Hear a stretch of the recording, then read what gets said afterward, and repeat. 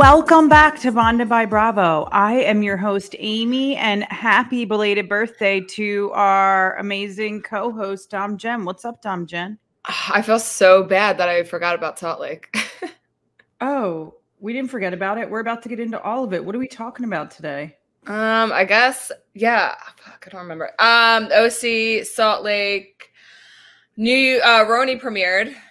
Wasn't as good as Salt Lake City's premiere, but it was still fine. Yeah, I read something today that said like this is the drama we needed. Like it's not so heavy as like what Salt Lake's been and what OC's been, where we're talking about lawsuits and this and that. Instead, we're just saying like Brynn was talking shit, and this was so stupid. It was so stupid. But I kind of am like, okay, instead of like throwing the word FBI and other shit around. Yeah, I'm excited to talk. I just rewatched OC, and yeah, I'm excited to get into that. There's some complications there too because, well, we'll get into it. But now there's that guy from the host of that Love show or whatever coming out speaking out badly about Shannon. Yeah. Shannon's glory days might be over. I know. I was kind of thinking that. And then but before we get into that, I was wondering going on. Yeah, so I'm sure we have some Diddy updates. We'll talk about Nobody Wants This because it's really so good. Because everybody wants this. Everybody. Kristen, Cavallari, and Mark break up. Not too much to say there. But I did have a grievance of the week. I don't know if you have one, but I'm sure I can think of one on the fly. Okay. Opening, this is not super universal, but people who work in the industry, especially bartenders, will get this. Stop opening and closing your tabs 8,000 times in one night. Literally, I feel like we have an episode on this from 1 year ago today. Okay, well then another follow-up PSA. Stop doing it. Stop. Get cash out or let them keep your car. I don't care how we're doing it, but I'm not opening and closing your tab for $5 beer 17 times. I'm just not doing it. So that's so funny. That's definitely like a big city thing for sure. And then when people are like, the best is when this is like, if we do have your card or whatever, and shout out because I appreciate you keeping your tab open. But when they say it's the blue Chase card, do you know how many blue Chase cards I have in this pile? I would say 90% of the cards are blue Chase cards. So you don't need to tell me. Like, that does nothing for me. That's so funny. There's me and my friend were at a birthday party, and me and him had the same card. And of course. Yeah, a blue Chase card. Blue Chase card. Yeah. Yeah. And we both put our credit cards. I gotta say. They have really great Chase shout out. They have really great travel rewards programs. So if you're in the market, anywho, and they closed us out on each other's bill. And then the next day we had to meet up to get each other's card. That's actually not that funny of a story, but yeah. They basically charged me his tab and him mine. But like we were using it the rest of the night with not out even looking at the names. Yeah. Because it's just our blue Chase card. Yeah. It took me the whole entire next day. Well, imagine how we felt when we have, like, you guys didn't recognize your own blue Chase card. Oh, yeah, no. And we have a stack of 20 blue Chase cards. Maybe a red Wells Fargo debit card is sprinkled in there. Maybe one American Express card is in there. Yeah. But it's all Chase cards. So, guys, I need more than it's the blue Chase card. But really, we appreciate you keeping a tab open or grabbing cash. No one's grabbing cash, though. Like, who is paying with anything in cash these days? I haven't had cash in my wallet in like, yeah, but that's because you specifically or like your customers? I pay in cash. Kyle pays in cash. That's because you have cash from work. But I don't. Oh. But I think it's more accessible to you than, like, I don't know anyone that's paying for anything in cash. I can't tell you the last time I went to a bar with like a 20 and was like, give me a beer. Well, you should. Yeah. We don't have to get tipped on. Like, then we just, like, those tips we take home.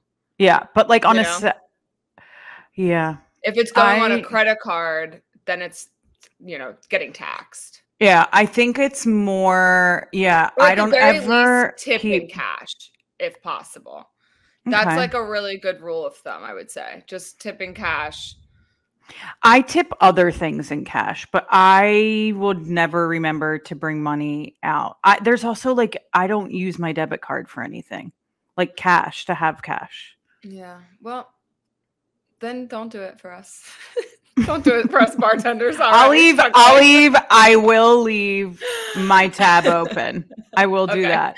I've also left my card at bars because I've left my tab open. Well, when people are like, I'm just going to forget it. I'm like, that's on you, man. Like, do better then. Like, set a reminder on your phone.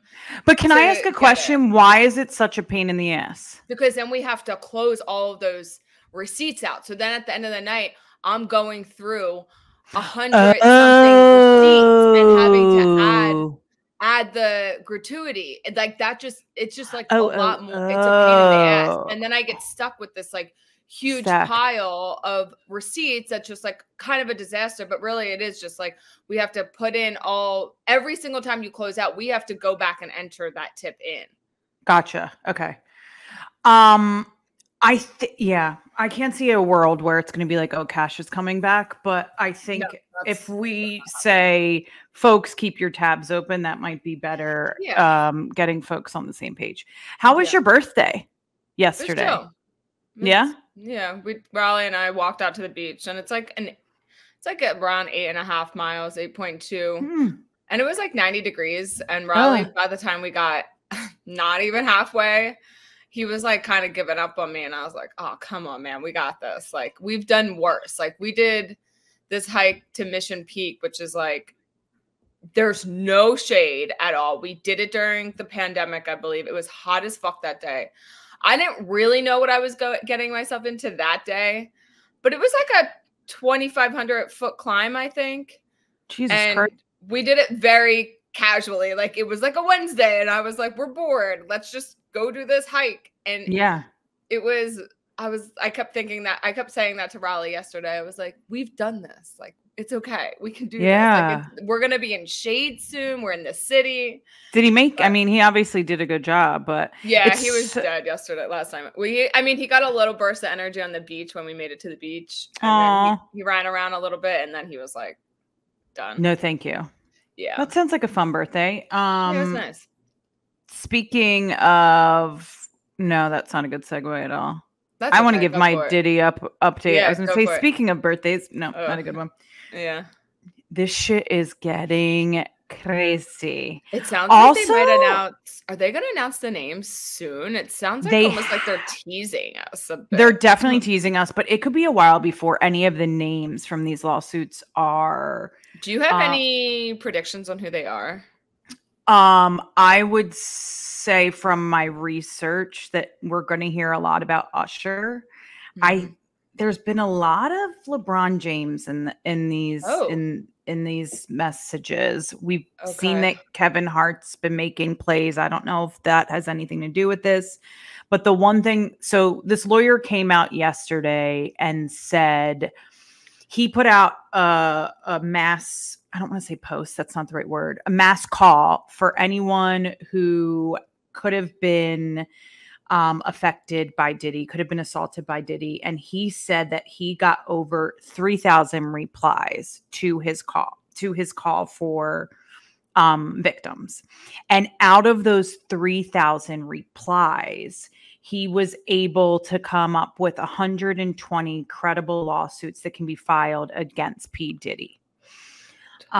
These complaints, the victim's age range from the age of 9. That's disgusting.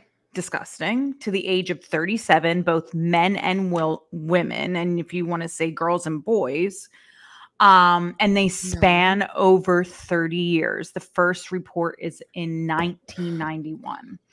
And the lawyer said that all of these stories have a similar story, that the victims drank something, lost consciousness, and then there was sexual assault, sometimes with more than one person. This is where a lot of the famous names are coming into play in these sexual assaults after they were drugged. 9 years old.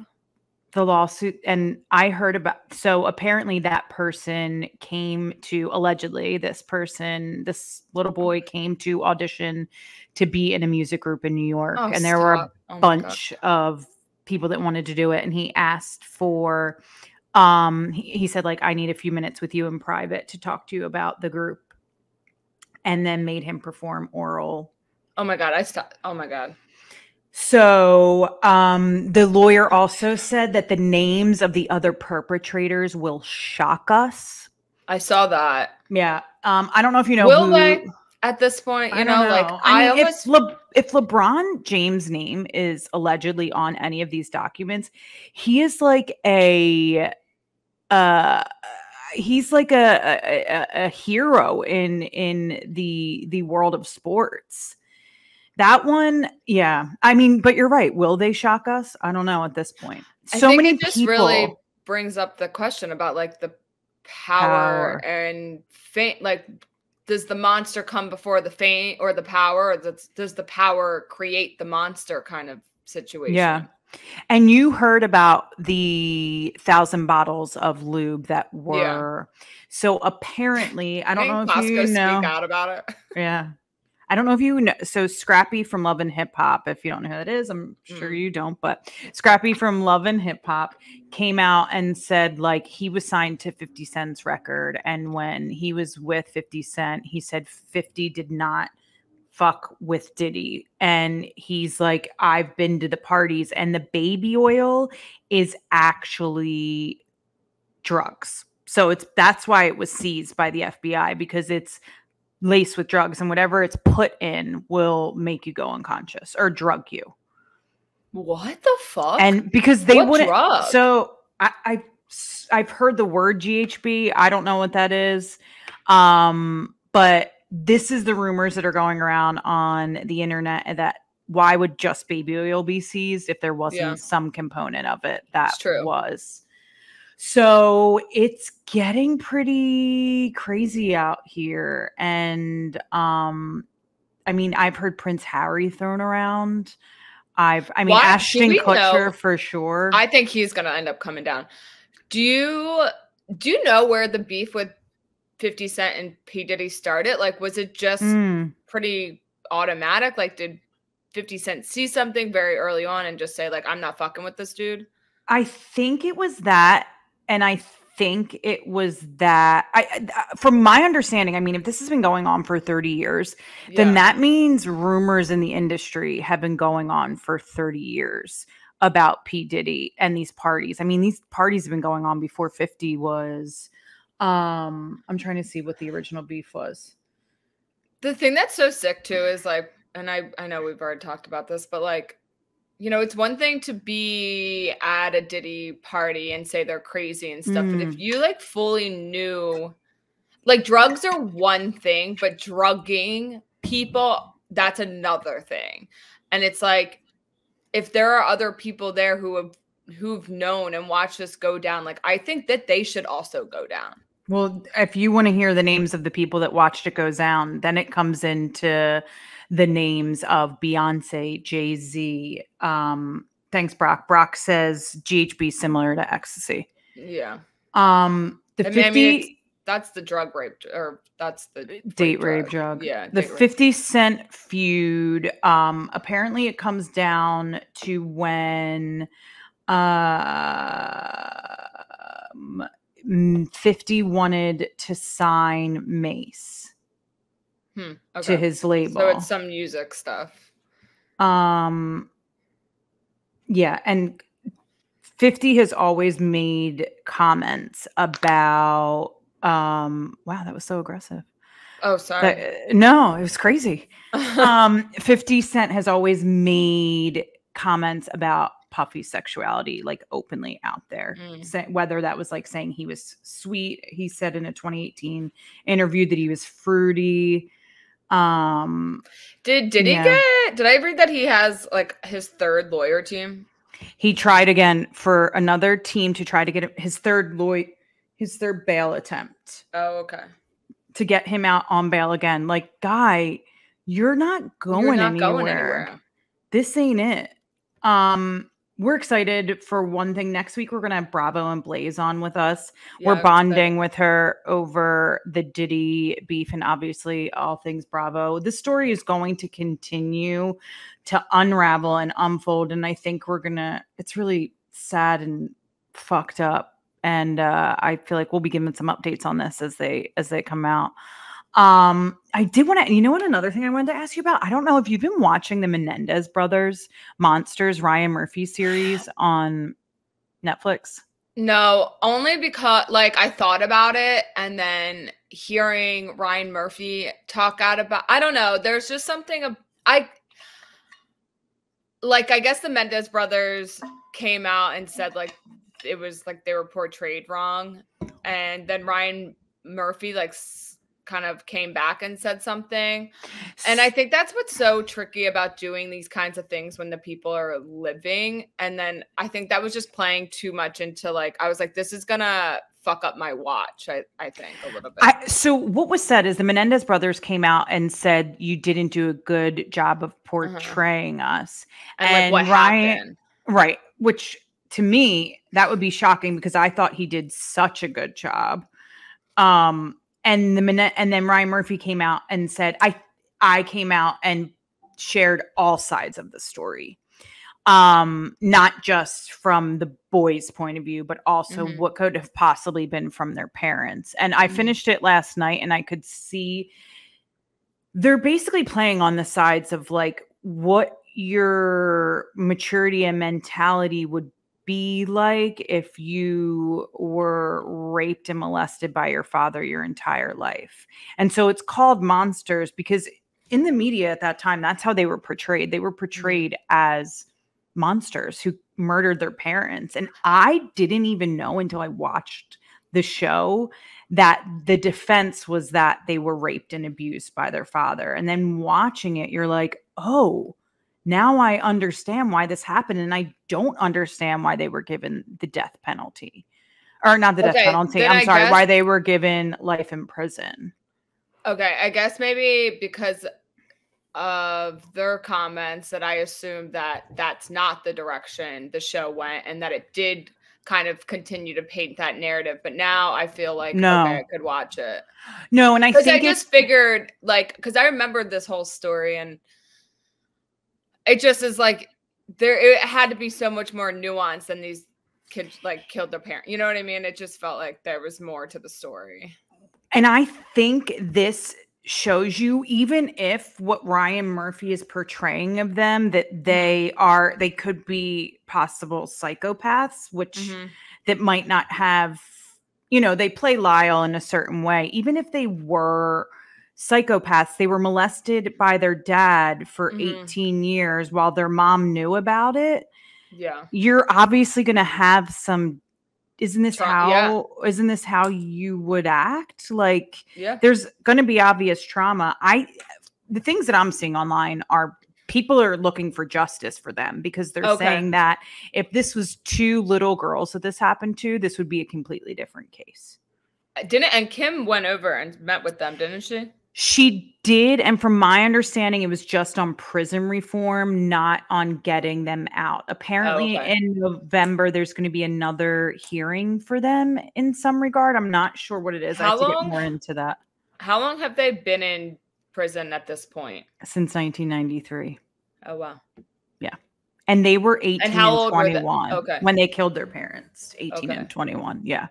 It's a really interesting story. I think also Ryan Murphy is he just tells such a good story.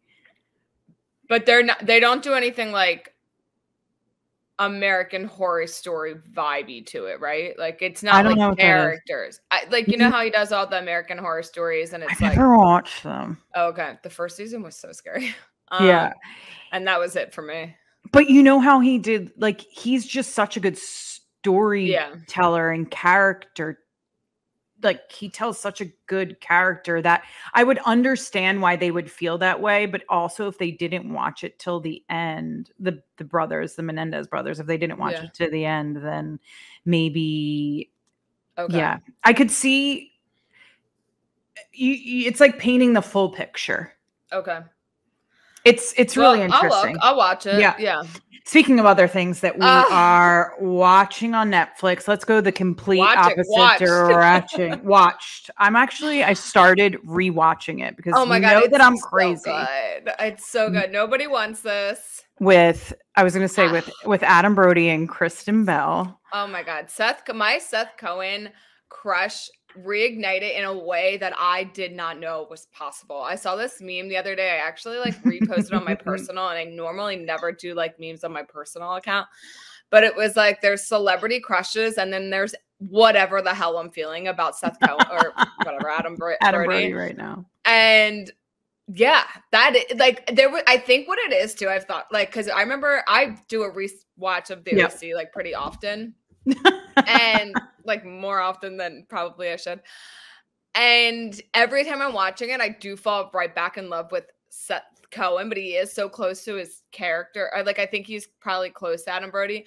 But the thing about Seth Cohen is that he's supposed to be attainable, right? He's like the nerd. And I think, and like that banter, and like who doesn't love banter? We love like banter. That's so yeah, and like that's always like kind of how a lot of relationships I think start, is like there's that quick banter, and next thing you know, like you're having sex with them, and then you're in a relationship for 6.5 years plus. Yeah, I don't know. years and years, married with rings. And so I think it's his attainability. Like the character is always supposed to be attainable. That's where it becomes like, it's not a celebrity crush. It's like, could I? And he gives Boy Next Door also this story, and like you said, the banter in the beginning, and there was so much about it that felt like these characters could be any of us. It was so relatable, and the way they even portrayed Kristen Bell's character of being vulnerable and having her trust issues. And when they're talking about the box of the ex-girlfriend's things that are sitting in his cabinet, we know we've all been there. We know we've taken a look in that box. I love how you're like, no, I haven't taken a look in the box. You psycho bitch. I think you're crazier for not looking in the box. That's what I think. Okay. But I liked how they portrayed it. Like, shout out to Erin Foster for the storytelling of this, because in the first episode, caught myself laughing out loud, and I haven't felt that in a show. You texted me. Yeah, I haven't felt that in a show in a really long time. And I continued to LOL throughout the entire 10 episodes. It's such a quick watch. Each episode so fast, too fast. Yeah, it's like 25 minutes an episode. I'm rewatching it and finding new things to love. It's going to be one of those shows that like, such a good show that like my friend who doesn't watch a ton of TV like texted me and was like, I just binge watched this entire thing. Like she texted me and was like, have you watched it? And I was like, oh, I started it. She's like, I just watched the entire thing. And I was like, you just watched the whole thing? That's like what I was telling everyone this weekend. Like a music and a book girly. Like she doesn't really watch TV, not really podcasts. It's like music reading. But that's what I think this show is for. It's so easy. Tyler and I watched it together, actually. Interesting. Yeah. I could never get Meek to watch this. And he liked it. He was like, I even said to him, I was like, can I keep watching or are we watching together? He's like, well, just wait for me. And I was like, oh, just wait for me means he wants to finish the show. Yeah. That's, I mean, talk about that. And I just think whatever they're talking about, I've heard that there might be a season 2. Like I would watch this. I would watch this. I would watch them have children. Yeah. I could be hooked on this for seasons to come. Yeah. I mean, who knows? Like the response on it has been so positive. I haven't seen one negative thing. People are just like, rom-coms are back. And I like that there was, I don't know what episode, it might have been towards the end, but there was like a very rom-com-y, like kind of silly, like cheesy scene, and I was like, yeah, like we are so here, baby. We are here. Sometimes like those scenes like make like you can kind of laugh at it and just like feel like this is ridiculous, but like that it's supposed to be. I have to say, when there was that first kiss where he told her to put her ice cream down, Could You know what I'm gonna think about say? the podcast though? I was thinking Armchair about that. I Expert? was thinking about Armchair Expert where they were on, and I they wanted to didn't like go the scene. and I wanted to go back and listen to it, but I have to say, it still made me have a little tingle in my Pringle. I couldn't. Okay, for anyone who I know, not everyone here listens to Armchair Expert like the way that Amy and I do. Truly obsessed with that podcast, but Kristen and Adam were on the show about 2 weeks ago, maybe a week ago. Go back and listen to it. Yeah. Yeah. And they're talking about this scene specifically when they have their first kiss, they're outside, and he tells her to drop her ice cream in her purse. And Adam Brody on the podcast is like, I'm not telling someone to put their purse on a street in LA. Like, it's just not happening. Like, he was like, the logistics of it, just like he didn't find it realistic. As an actor, it didn't feel real to him. Yes. But when I watched it, I did have that in mind. But then I was kind of looking at the street and I'm like, it looks like a clean street. Yeah, I was like, it looks kind of clean and like chill. And it's not like they like picked their ice cream back up and ate it. Yeah. Yeah, it was so good. It was still hot. How about the sister and his brother? I was like, I was so curious about that. They left so many open. There was a lot of chemistry happening there. And I wanted it to happen in a weird way. I know. And I was like, I know it can. He's got a family. He's got kids. Like, yeah, that amazing wife of his. I mean, there also was like Ricky Glassman made a cameo, which is also. Well, the other thing too that I was like telling Kyle was like the thing that's interesting about watching this show is because we know Kristen's an executive producer and we hear Dax and talk about their friends all the time. Yeah. We know Jackie Tone is Kristen's first friend in LA. We know Ryan Hansen, who made an appearance. I was like, oh, this is so like Kristen coded, and I wouldn't know all of this had I not.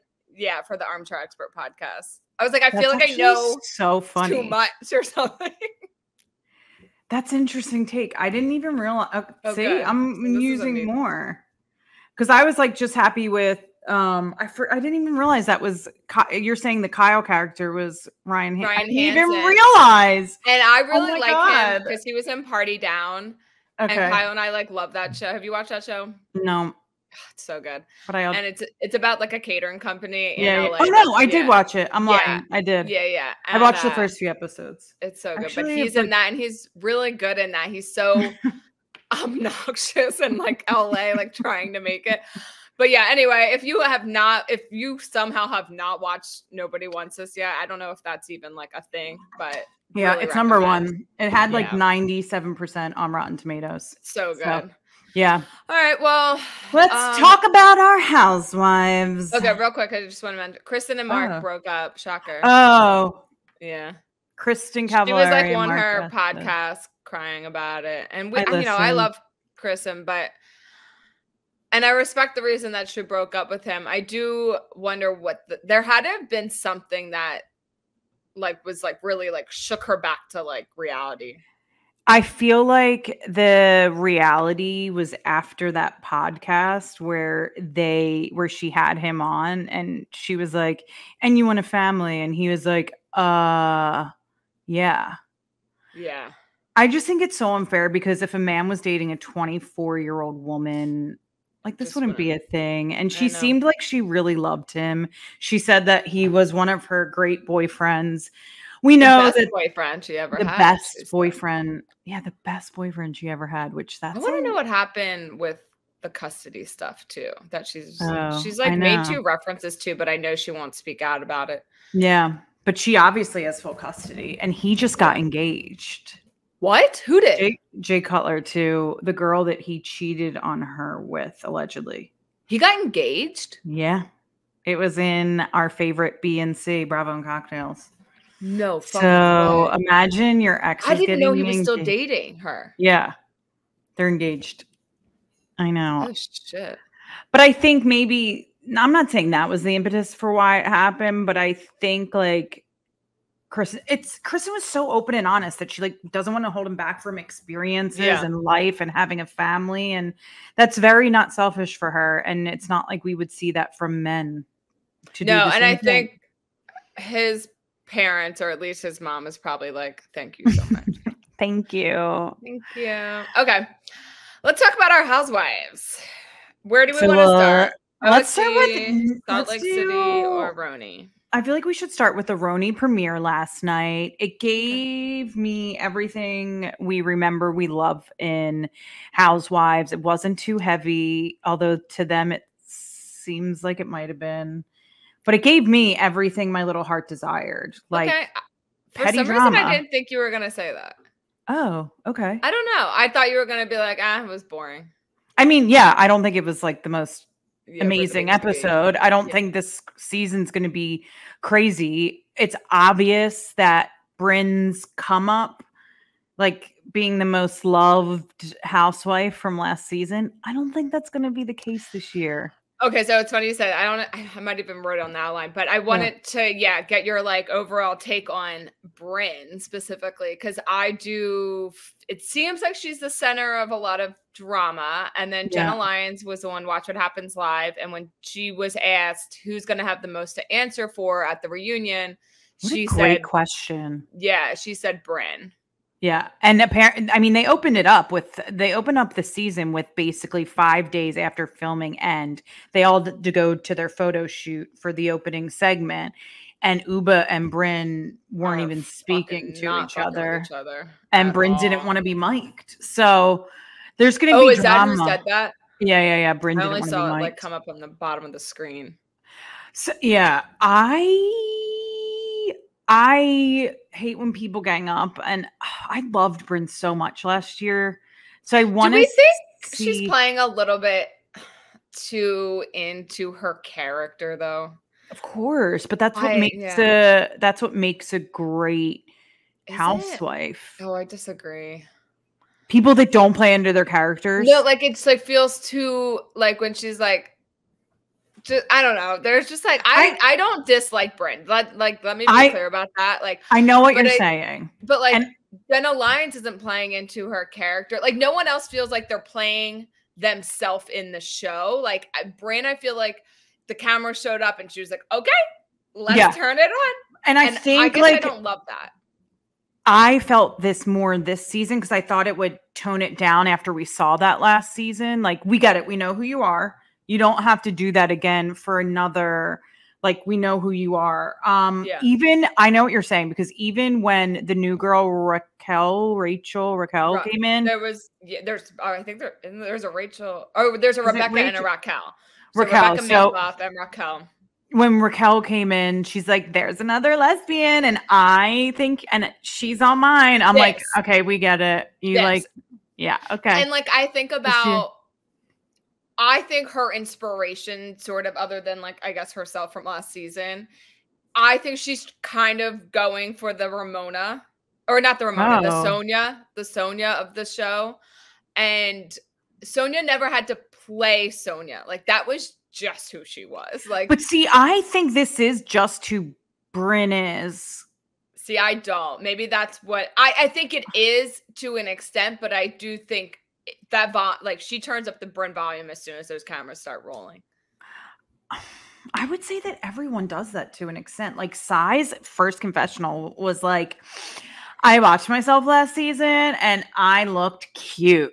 And all I thought was like, when she said that, I thought, oh my God, she was to some extent. She was kidding. I think she's kidding to some extent, because all it made me think in that moment was, oh, you've been watching yourself. So what are you going to do this season from what you watched last season? You know? Well, it made me think about that.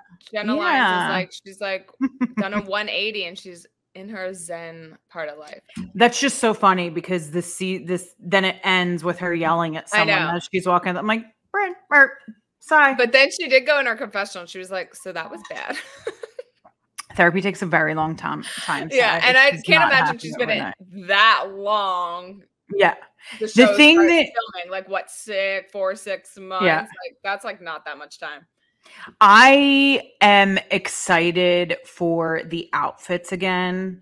Yeah, I'm excited for that. Bryn's shade.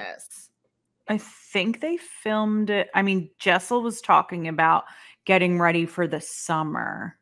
Okay. and her birthday. So, and she was in the fact that her husband took her to Chinatown, Jessel's husband, I could not. And the fact that she went on the subway and made this like whole thing about getting on the subway and how it's, oh my God, I don't do this. And her outfit, Even Andy Cohen was like on like Watch What Happens Live after. He was like, we all take the subway. Like Jenna fucking Lyons is taking the subway. Andy Cohen taking the subway. It's not it's not like this like grimy poor people thing. It's the efficient way to get places. But I think it's because she hasn't lived here that long. And so she's never had to, you know, throw her sneakers on. And I mean, I don't think the rest of them are like getting on the subway. Like Erin doesn't scream subway, hopping on the subway to me either. I guess too, like you and I are such like transportation people. Like at least I know. Don't get me in. Okay, like I know I am like so public. Oh no, yes. I don't want to get in my car. Yeah, like when I'm in LA, I'm like, I'll take the bus. My friends are like, I wouldn't do that in LA. And I'm like, no, I'm not there's a bus because I know, and it's probably empty and clean as shit. But it's like, see, I draw the line. But remember, I did try, and Corey was like, take the car to Trader Joe's, and he was like, how were you gonna get there otherwise? And in my head, I was like, the bus, the bus, or walk. I don't know. Yeah, no. Yeah. I won't in other like New York for me is just like it's so stupid to drive anywhere. Yeah. It's gonna take you even and even how Erin was saying it takes us 45 minutes to go uptown and downtown. And I'm like, that's because we're in a car because I know it doesn't take that long if you're taking the one train. Rebecca Minkoff came in. Whatever. Yeah. I think this Raquel girl is gonna be something though. Yeah, I liked her. I liked her. I liked her vibe. I liked her girlfriend's vibe. Yes, I liked her fiance quite a bit. I was like, fiance. Sorry. Yeah. I don't know. I feel like this isn't going to give us the FBI drama. It's not going to give us the lawsuits drama, and it's going to be catty girl bullshit. That is what the Housewives is made for, and I'm kind of here for it. Yeah, this situation I'm like very curious to see what happens with Uber and Brynn. Yeah. Because they were always pretty tight. Yeah. It seems like Brynn's going to be on the chopping block in terms of friendships this year. And I don't think as like jokey joke girl that she's going to be able to handle this. No. I don't think it's going to go well for her at all. I think she's going to leave the reunion crying. Right? I mean. And I think she is twisted. Like, I think Erin that's situation with like the car broken down and Jenna, like Erin probably did make a comment, but I do think Brynn twisted it. Like she kind of made it her own that made it worse. And you get that vibe from Brynn that she's like, no, but like everything's like you are nailing this because I can just hear in her confessionals. It's like she's always like tilting her head on the side. Oh my God. I need you to play Brynn. We need to make this happen. Yeah. Do you know what it was? I love Brynn, and I mean I loved her last cycle and the last cohort or last oh my God. Cohort cycle. I'm using work words. Oh my God. I loved her last season. Okay. I loved her last season, and I just don't know if I'm going to make it out of this season with the same hard eyes. I'm hopeful about Sai. I want to like her this season. I want her to have a redemption season. It's interesting. I'm loving her outfits. That's what I'm here to love. That's what I'm here to love. Yeah. Okay. So even the preview that they gave us at the end of it, I was like, there's nothing here, this isn't. That's fine. They ended it. The ending of it was Jenna saying, I'm never showing my son this show. Yeah. It's like, okay. Girl, they're saying like never have I ever. Right. The thing about this show, and I'm sure you could even say it as someone who even lives in New York, but like having New York as another character allows for the show to have less drama. Like, because we're all, I don't want to say all, but a lot of people like just watching in New York in any capacity that weekend. I think I even have said on this podcast, like, Yeah. I could just watch like live footage of New York streets and be like, and nothing has to happen. There doesn't need to be a plot. I could just watch it. Yeah. And like the place that they had this is, you know, it's like the middle of Midtown. These women do not go there. You know what I'm saying? What it's do you not think realistic. just like getting filming, right? Like, yeah, it's in the Moxie Hotel, this place. This is where all of the Love Island people stayed, was in the hotel that this rooftop bar is at, which is fine. Peacock, it's a great place. Yeah, it's a great place. I'm sure it's great. But these women probably have a contract with Peacock too. Sure. Yeah, that's actually smart to think that, because it's great though. You know, there's a view of the Empire State Building. They're thinking exactly they're showing off New York. Yeah. And it's smart to add that as the character in the background. I love how you said that. The character, an extra character. Yeah. Anywho, should we move on to sunnier pastures on the whole other coast in OC? Yeah, there's a lot going on here. There is, but you want to know what? This is episode 12, and there were 12 episodes of New Jersey. And the same way, after 12 episodes of talking about the same shit, I am over Tamra. I'm over Shannon and Johnny J and Alexis. I just am donezo. Okay, well, we might be hopefully moving away from that, but Shannon or Tamra's not going anywhere because she just dropped this FBI bomb. And I feel like now we're going to go, that's going to be the rest of the season. It's going to be this Ryan ship. Because if you remember, I think they picked cameras back up. Really? Oh, after it dropped? Yeah.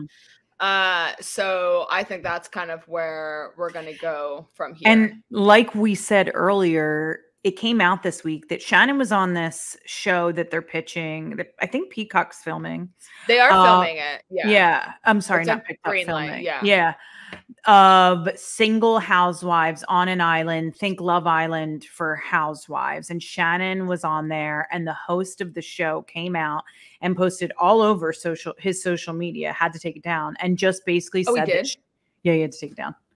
And he said, I'm going to put this up and see how long it lasts. But she was a monster. She was terrible to all of the staff working. She complained. Her daughters were the same. And he just went on a rant about her in general, just like how she is. He said in his rant that I can't imagine what Johnny J felt if this is how we all felt.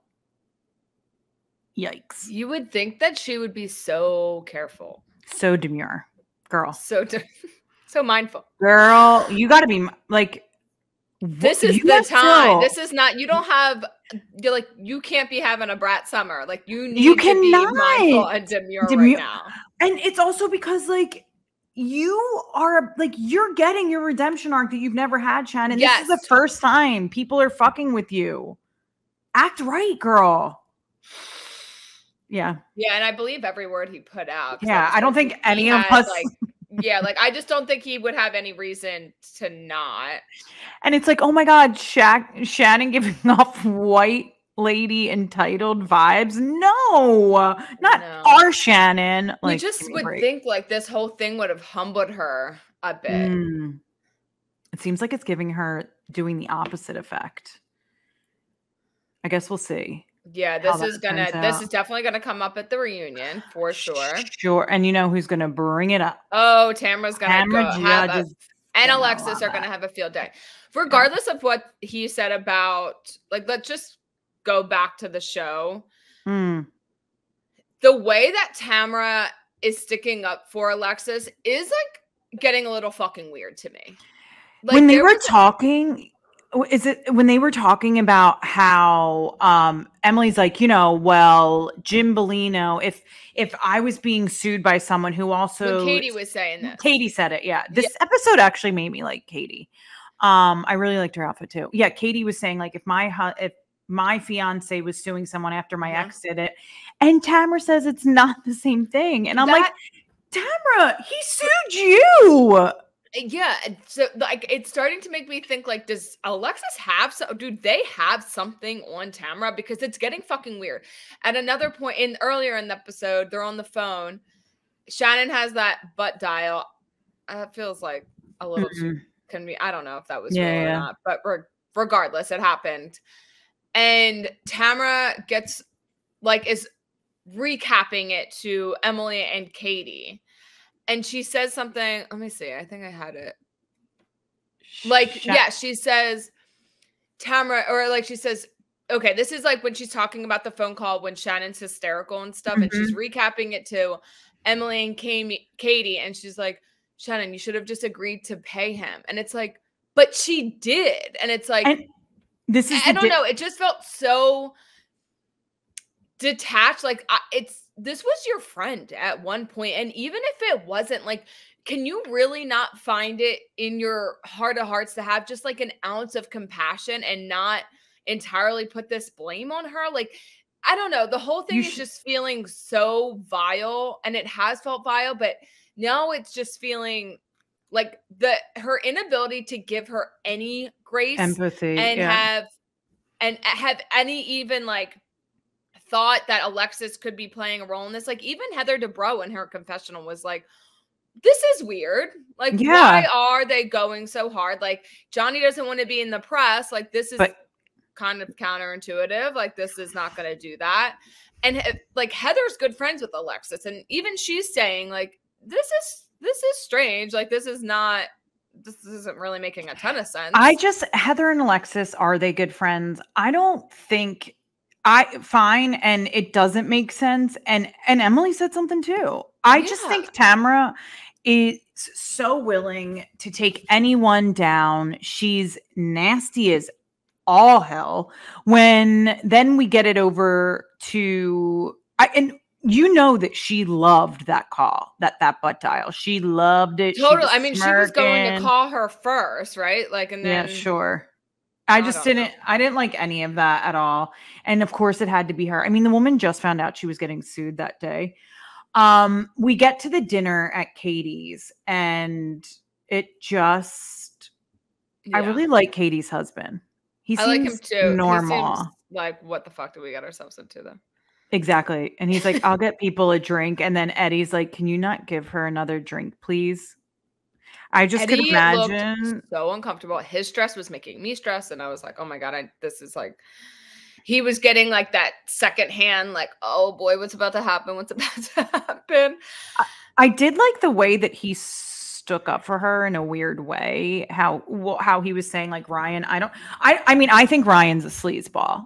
I think there's definitely things going on. But so is Tamra. So that's the thing. That's why these two beefing is hard to even Ryan sucks. Tamra sucks just as much. And the way that Tamra dishes it out, but truly cannot take it is can't take it and doesn't want to take it. And then Eddie's trying to literally put a actual muzzle on her by telling the bartender, please don't serve her anymore. She's sitting there trying to ask questions and just slurring her little words there. And when they were at dinner, and Eddie, you could tell Eddie knows where Tamra's about to go with this FBI thing. And he's looking at her don't do it. It's not worth it. He knows that once this is opened up, it's just going to be, you can't put the toothpaste back in the tube. Oh, I said this to my therapist yesterday, and both Kyle and my therapist were like, we've never heard that saying. I was like, really? Oh. Have you? I don't think so. It caught me a little. Okay. I've heard about not being able to put things back into things, but I don't think that was the one. Well, there you go. There you have it. So I think Tamra, basically, to wrap this up, Tamra's got her next few episodes cut out for her to stay relevant. And she sure did the job of saying the FBI. If anyone doesn't know, Ryan's business partner was caught up in a scandal for stealing a bunch of money from this Dodgers player, right? Yeah, there was something, his translator. Oh, yeah. Is the one that's involved. Yeah. And it's a really shady. If you just Google Ryan's name, you'll find some information about it.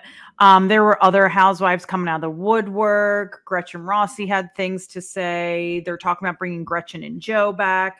So did you see all this?